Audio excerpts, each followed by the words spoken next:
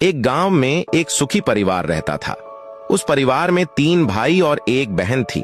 उनके माता पिता उन चारों से बहुत प्यार करते थे, मगर बीच वाले बेटे से थोड़ा परेशान थे, क्योंकि बड़ा बेटा पढ़ लिख कर डॉक्टर बन गया और छोटा बेटा भी पढ़ लिख कर इंजीनियर बन गया था।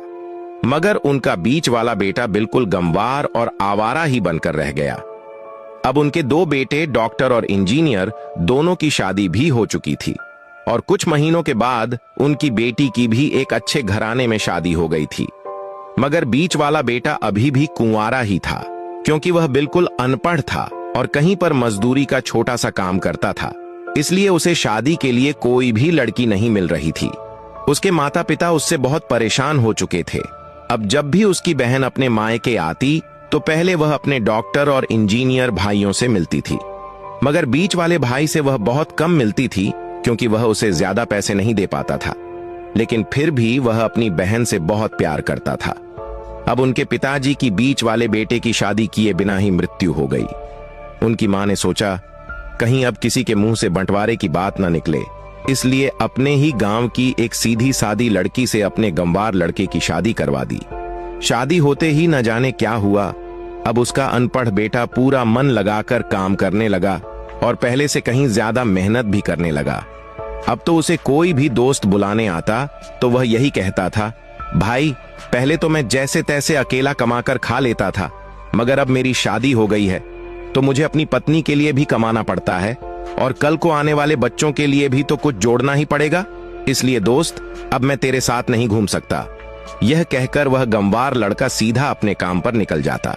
अब उसके दोनों भाई डॉक्टर और इंजीनियर आपस में बात करने लगे, हम दोनों तो उस गंवार से कहीं ज्यादा पैसे कमाते हैं, इसलिए हम सब घर और जमीन का बंटवारा कर लेते हैं और उस गंवार से अलग हो जाते हैं, क्योंकि अब वह हमारे बराबर कभी भी नहीं कमा सकता।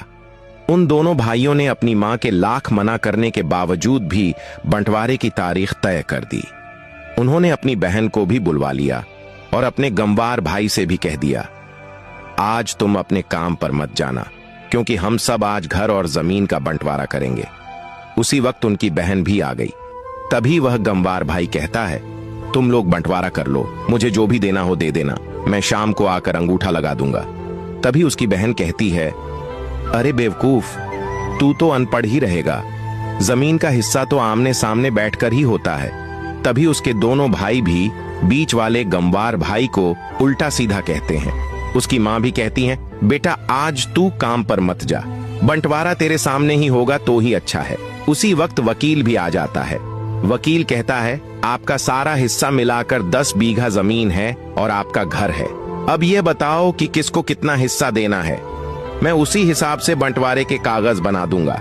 उसी वक्त उनका गंवार भाई कहता है, वकील साहब 5-5 बीघा मेरे दोनों भाइयों के नाम लिख दो और यह जो हमारा मकान है यह मेरी प्यारी बहन के नाम कर दो।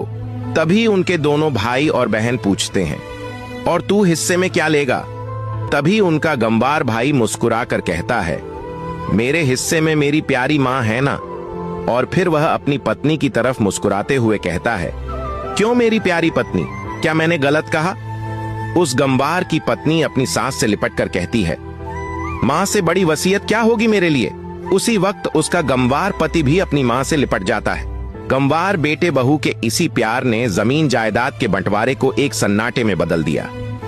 तभी बहन अपने गंवार भाई के गले लगकर रोते हुए कहती है, माफ कर दो भैया, मैं आपको समझ नहीं सकी।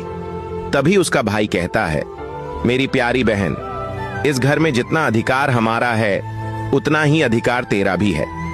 और रही बात बंटवारे की, तो बंटवारा नहीं करने से हमारा जीवन रुक तो नहीं जाएगा। क्यों करते हैं हम बंटवारा? क्या हम एक साथ मिलकर नहीं रह सकते, जैसे हम बचपन में मिलकर रहते थे?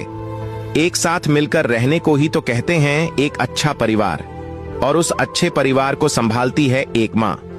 तभी उसके दोनों भाई भी बहुत शर्मिंदा होते हैं। वे बंटवारे के सभी कागज फाड़कर फेंक देते हैं और उस दिन के बाद से ही उनका पूरा परिवार खुशी खुशी एक साथ ही रहने लगा।